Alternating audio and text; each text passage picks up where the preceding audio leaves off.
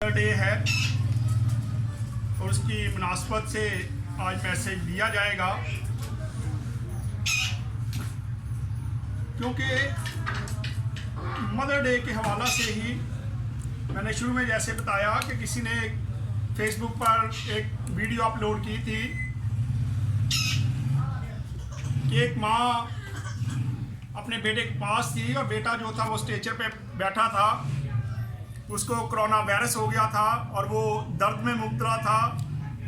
कोई डॉक्टर, कोई नर्सिस, कोई उसके पास नज़र नहीं आ रहा था, लेकिन उसकी माँ जो थी वो अपने बेटे की टांगें दबा रही है, कभी उसके हाथ दबा रही है और नीचे लिखा था कि माँ को कभी कोरोना नहीं हो सकता क्योंकि माँ अपने बच्चों के लिए हर बला से लड़ सकती है। सो आज मदर डे है और मैं चाहता हूँ कि तमाम बच्चे जो हैं वो अपने माँ बाप की इज़्ज़त करें, उनकी वफ़ादारी में अपनी ज़िंदगियाँ बसर करें, क्योंकि खुदा का कलाम जो है वो हमें यही कुछ बताता है। आए खुदा के ज़िंदा कलाम में से हम थोड़ी देर के लिए अपनी सलाह के लिए ज़रा देखेंगे कि खुदा का ज़िंदा कलाम हमें क्या बताता है। आए मेरे साथ निकालें मत्ती रसूल की अंजील 15 बाब और उसकी 4 आयत से लेकर 9 आयत तक हम पढ़ेंगे। माँ का जिक्र जो है बाइबल मुकद्दस में, पूरी बाइबल मुकद्दस में 109 बार बाइबल मुकद्दस में आया है। माँ का लफ्ज़ जो है 109 बार बाइबल मुकद्दस में लिखा गया है और माँ और बाप का दोनों का जो जिक्र है वो 27 बार है। सो यहाँ पे हम देखते हैं खुदा उनके ज़िंदा कलाम में से मत्ती रसूल की अंजील 15 बाब और उसकी हम 4 ऐसे पढ़ेंगे। 19 नंबर पेज है। तो यहाँ पे लिखा है, क्योंकि खुदा ने फरमाया है कि तू अपने माँ और अपनी अपने बाप और अपनी माँ की इज़्ज़त करना, और जो बाप या माँ को बुरा कहे वो ज़रूर जान से मारा जाए। ये शरीयत थी, ये शरीयत में ये हुक्म था। फिर आगे 5 आयत में लिखा है, मगर तुम कहते हो कि जो कोई बाप या माँ से कहे कि जिस चीज़ का तुझे मुझसे फ़ायदा पहुँच सकता था वो खुदा की नज़र हो चुकी, तो वो अपने बाप की इज़्ज़त ना करे, बस तुम अपनी रवायत से खुदा का कलाम बातिल कर दिया। ए रियाकार, यशायाह ने तुम्हारे हक़ में क्या खूब नबूवत की। ये उम्मत ज़बान से तो मेरी इज़्ज़त करती है, मगर इनका दिल मुझसे दूर है और ये बेफ़ायदा मेरी प्रस्तिश करते हैं, क्योंकि इंसानी हुकाम की तालीम देते हैं। खुदा के ज़िंदा कलाम का पढ़ा और सुना जाना हम सब के लिए बरकत का वसीला बने। हम बाइबल मुकद्दस में से ही देखते हैं, एक मुशर्रफ बेटे की हम कहानी देखते हैं, एक वाक़या देखते हैं कि एक बाप के 2 बेटे थे और वो एक बेटा जो है, छोटा बेटा जो है, वो अपना हिस्सा लेके वहाँ से चला जाता है और उस सारे रुपए पैसे को अय्याशी में डाल देता है और जब भूखा मरने लगता है तो फिर अपने बाप के पास वापस लौट आता है, लेकिन उसका बाप उसको दोबारा अपने गले से लगा लेता है। आज के माँ बाप भी तकरीबन इसी तरह करते हैं। मैं बहुत सारे लोगों को जानता हूँ जिनके बच्चे नाफरमान हैं, नशा करते हैं, गलत काम करते हैं। कई बार माँ बाप इतने तंग होते हैं, मैं माँओं को देखता हूँ कि माएँ मेरे पास जब आती हैं तो वो कहती हैं कि मेरी तो दुआ है कि ये मर जाए, मेरी जान छूट जाए, लेकिन जब बच्चा मर जाता है तो उस वक्त सबसे ज़्यादा जो रोती है वो माँ ही होती है। हम दुनिया को देखें तो ये दुनिया की रीत है, माँ बाप जो है वो अपने बच्चों को जैसे मर्जी बच्चे हों, नाफरमान हों, जैसे भी हों, माँ बाप उनसे मोहब्बत करते हैं ताकि चाहे माँ बाप बच्चे जितने मर्जी नाफरमान हो जाए। फिर हम हुक्मों को भी देखते हैं। खुदा ने हुक्म जो दिया है, 10 हुक्म जब पढ़ते हैं तो वहाँ पर भी लिखा है कि तू अपने माँ बाप की इज़्ज़त करेगा तो मैं तेरी उम्र दराज करूँगा। ये खुदा ने वादा किया है।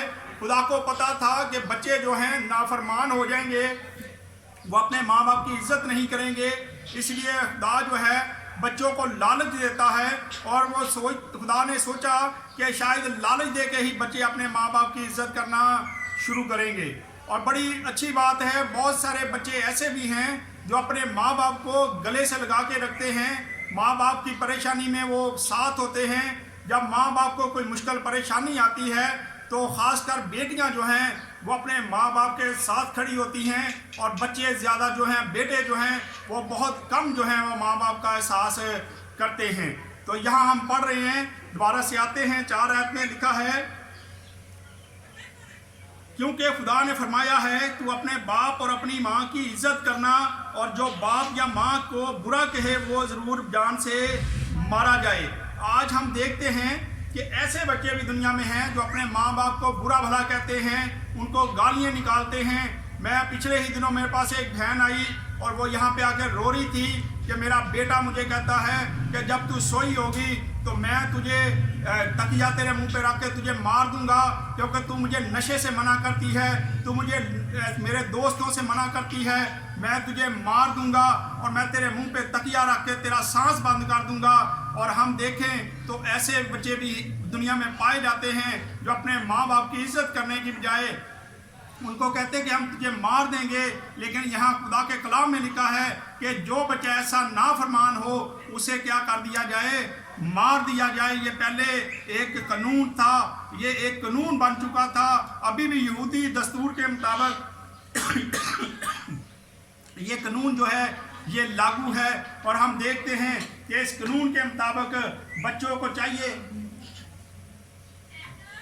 तो अपने माँ बाप की इज्जत करे और उनकी फरमाबरदारी में अपनी जिंदगियां बसर करें, उनकी नाफरमानी ना करें। और फिर 5 आयत में लिखा है, मगर तुम कहते हो कि जो कोई बाप या माँ से कहे कि जिस चीज़ का तुझे मुझसे फ़ायदा पहुंच सकता था वो खुदा की नज़र हो चुकी।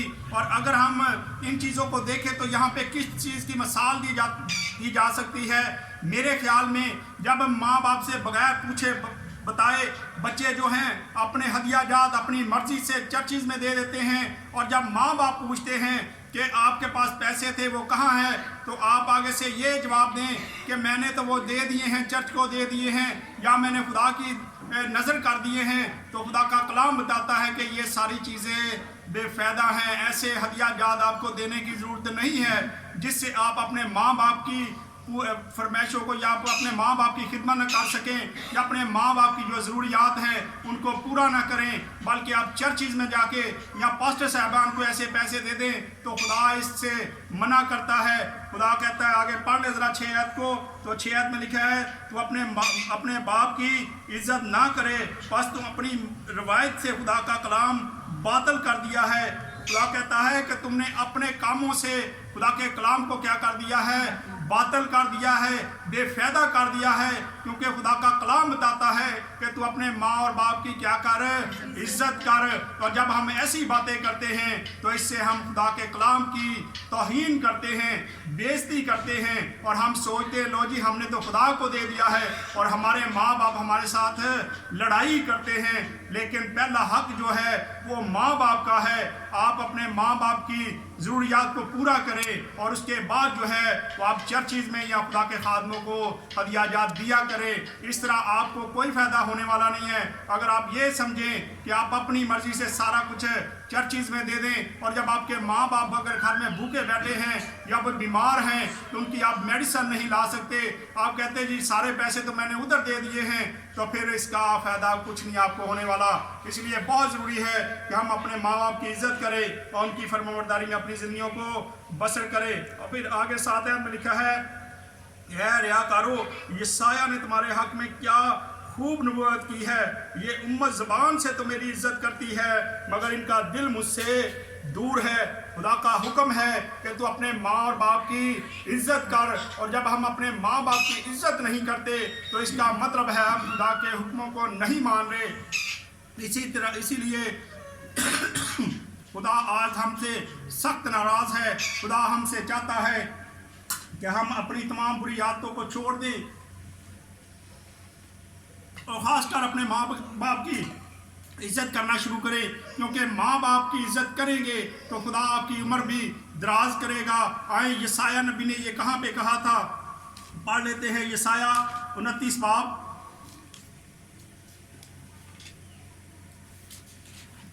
आज बहुत ज़रूरी है, क्योंकि खुदा हमसे नाराज़ हो चुका है और आजकल बच्चे जो इतने ज़्यादा नाफरमान हो गए थे, इसीलिए खुदावन ज़्यादा नाराज़ हुआ और खुदा ने आज इतनी नाराज़गी जाहिर कर दी है कि खुदावन ने कोरोना वायरस जैसा मर्ज जो है वो दुनिया में भेज दिया है और ये मर्ज से हर बंदा जो है वो मुतासर हो रहा है और बहुत सारे लोग मरते जा रहे हैं, बहुत सारे लोग बीमार हो रहे हैं, लेकिन आज तक हम तौबा नहीं कर रहे। आज मैं लोगों से, उन नौजवान बेटियों और बेटों से रिक्वेस्ट करता हूँ कि वो अपने तमाम बुरे कामों को छोड़ दें और खुदा की तरफ राग़िब हों और अपने माँ बाप की इज़्ज़त करना शुरू करें, ताकि खुदा जो है वो हमसे राज़ी हो जाए और खुदा हमारी मुल्क से, हमारी दुनिया से इस वायरस को ख़त्म कर दे। आए पढ़ते यशाया 29 बाब और उसकी 13 आयत में लिखा है, 742 नंबर पेज है, तो यहाँ पे लिखा है, पास खुदावंद फरमाता है, चूँकि ये लोग ज़बान से मेरी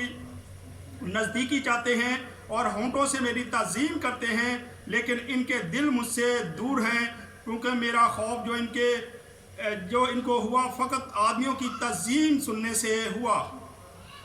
आज जो हम माँ बाप की इज़्ज़त करते हैं वो शायद हमें कोई समझाए तो फिर हम करते हैं, हम खुदा के कलाम को नहीं मान रहे। आज हमें चाहिए हम खुदा के कलाम के मुताबिक अपने माँ बाप की इज़्ज़त करना शुरू करें। आए थोड़े से हवाला देख लेते हैं ज़रा। निकाले में सा खरूज 20 बाब और उसकी 12 आयत को पढ़ने लगा हूँ मैं। 86 नंबर पेज है, यहाँ पे लिखा है, तो अपने बाप और अपनी माँ की इज़्ज़त करना ताकि तेरी उम्र उस मुल्क में जो खुदावन तेरा खुदा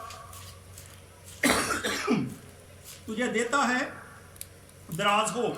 ये हुक्म है और इस हुक्म में खुदावंद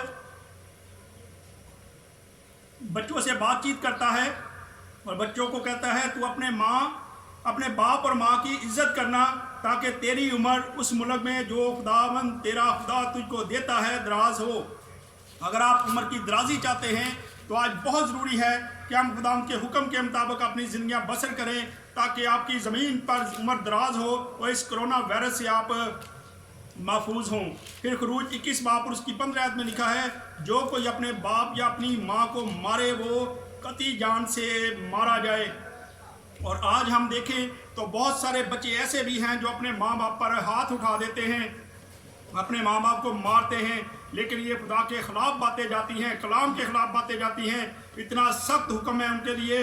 लिखा है कि जो कोई अपने बाप या अपनी माँ को मारे वो कती जान से मारा जाए। और फिर 17 आयत में लिखा है, जो अपने बाप या अपनी माँ पर लानत करे वो कती मार डाला जाए। और आज ऐसे बच्चे भी हैं, जैसे मैंने अभी बताया, कि ऐसे बच्चे भी हैं जब उनको नशे से मना किया जाता है या किसी बुरी बात से मना किया जाता है तो अपने माँ बाप के ख़िलाफ़ बुड़बड़ाते हैं, उनकी इज़्ज़त नहीं करते बल्कि उनके ख़िलाफ़ बातें करते हैं। तो खुदा उनका कलाम बताता है कि उनको मार देना ही ज़्यादा बेहतर है। और फिर इंसाल 23 बाब और उसकी 25 आयत को पढ़ लेते हैं। पेज नंबर है 694। तो यहाँ पे लिखा है, अपने माँ बाप को खुश कर अपनी वालदा को शाद मानकर। ये कैसे कर सकते हैं हम? जब हम उनकी बात मानेंगे, जब उनके हुक्मों के मुताबिक हम अपनी ज़िंदगी बसर करेंगे। अगर वो कहती है, अपनी माँ, आपकी माँ या बाप कहता है कि आप ये गलत काम कर रहे हैं बेटा, इसको छोड़ दो, तो जब हम उनको मानते हैं तो हम उनको शादमा करते हैं, हम उनको खुश करते हैं। और खुदा यही बात चाहता है कि आज के बच्चे जो हैं वो माँ बाप की इज़्ज़त करें। इसीलिए आप देखते हैं कि आज दुनिया पर कितना गज़ब आ चुका है, कितनी बड़ी आफत आई हुई है। और आखिरी हवाला पढ़ते हैं, इफ्सियों 6 बाब और उसकी पहली आयत को पढ़ लेते हैं। 226 नंबर पेज है, लिखा है, ए फर्जंदो, खुदावन ने अपने माँ बाप की फरमाबरदार रहो, क्योंकि ये वाजिब है। तो जब ये वाजिब है कि हम अपने माँ बाप के वफादार रहें, उनकी वफादारी में अपनी ज़िंदगी बसर करें, तो बहुत ज़रूरी है कि आज हम अपने अपने दिलों को ठीक करें और अपने माँ बाप की इज़्ज़त करना शुरू करें, ताकि ये वायरस जो है दुनिया से चला जाए। और मेरा ख्याल है कि जो बुज़ुर्ग हैं, जो बड़े हैं, मैं मैसेज दे दे के तंग आ गया हूँ, कोई चीज़ चेंज होती नज़र नहीं आ रही। सो आज मैं नौजवान बेटे और बेटियों से रिक्वेस्ट करूँगा कि वही अपनी ज़िंदगियाँ चेंज कर लें, ताकि खुदावन जो है वह हमारी ज़िंदगियों में एक चेंज लेके आए और हम इस ज़िंदगी में चेंज हो हमारी ज़िंदगी में, और हम अपनी ज़िंदगियों को चेंज करें और अपने माँ बाप की इज़्ज़त करना शुरू करें। आए एक छोटा सा मैं आपको एक बताता चलूँ। कल मैं एक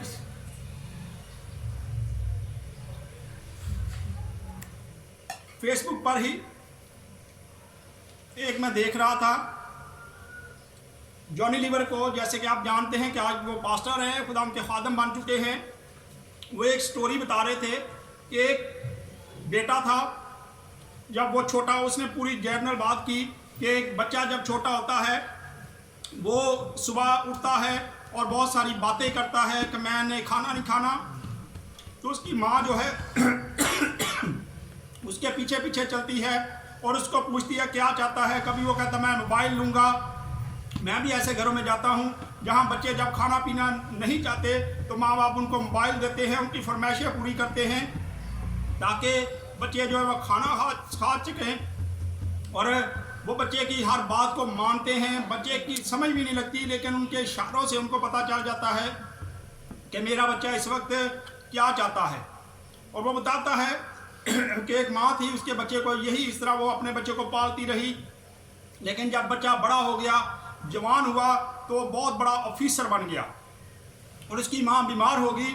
और जब वो हॉस्पिटल में बैठी थी तो बेटा जो है वो अपनी माँ को देखने के लिए हॉस्पिटल में आता है, और जब वो आ रहा था तो गनमैन साथ थे, कोई इधर खड़ा है कोई उधर खड़ा है, और सारे एकदम से अलर्ट हो जाते हैं। और बेटा अपनी माँ के पास पहुँचता है और माँ लेटी थी, और वो आते ही उससे पूछता है, डॉक्टरों से पूछ रहा, माँ से बात नहीं करता क्या, कि अपनी माँ से पूछता कि माँ तेरा क्या हाल है या क्या तुम्हें हुआ है, क्या तुम्हें खाना है, क्या तू चाहती है।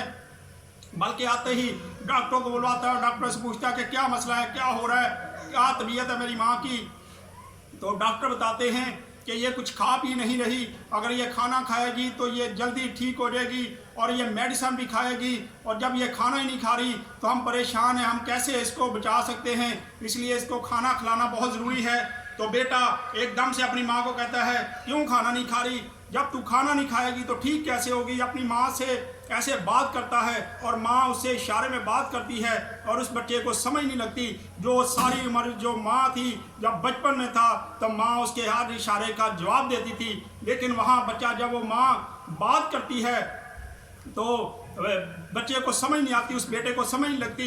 और वो पूछता है, उसकी खाला पास खड़ी होती है, अपनी खाला से पूछता है कि खाला आपको समझ लगी है कि मेरी माँ क्या कह रही है, ये क्या बताना चाह रही है। तो वो कहती है कि याद कर वो बचपन, जब तुझे हर बात तेरी वो इशारों में समझ लेती थी, और आज तेरी माँ तुझे इशारे में एक बात कह रही है और तुझे समझ नहीं आ रही। वो तुझसे कह रही है कि तू एक निवाला अपने हाथ से तोड़ के मेरे मुंह में डाल दे तो मैं ठीक हो जाऊंगी और मैं इसी वक्त शफा पा लूँगी। और आज हम ऐसी ही दुनिया में चल रहे हैं, जब हम बड़े हो जाते हैं तो हम अपने माँ बाप को भूल जाते हैं। हालांकि माँ बाप जो है वो हर इशारे की ज़बान आपकी समझते हैं, लेकिन जब बच्चे बड़े हो जाते हैं वो माँ बाप के इशारों को समझ नहीं पाते और इधर उधर से पूछते कि मेरी माँ क्या कह रही है या मेरा बाप क्या कहना चाहता है मुझसे।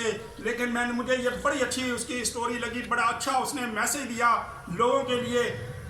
जो उस बड़े ऑफिसर के लिए ये बड़ा मैसेज था कि उसकी खाला ने जो उसको दिया कि आज तुम्हें इस अपनी माँ की समझ नहीं आ रही, कि वो सिर्फ ये चाह रही है कि तू एक नाला तोड़ के उसके मुंह में डाल दे और मैं ठीक हो जाऊंगी। और आज तमाम लोगों से मेरी रिक्वेस्ट है, जब मदर डे है, तमाम बेटे और बेटियों से कि वो अपने माँ बाप की इज्जत करना शुरू करे ताकि खुदा हम पर रहम करे और इस वबा को दुनिया से ख़त्म कर दे।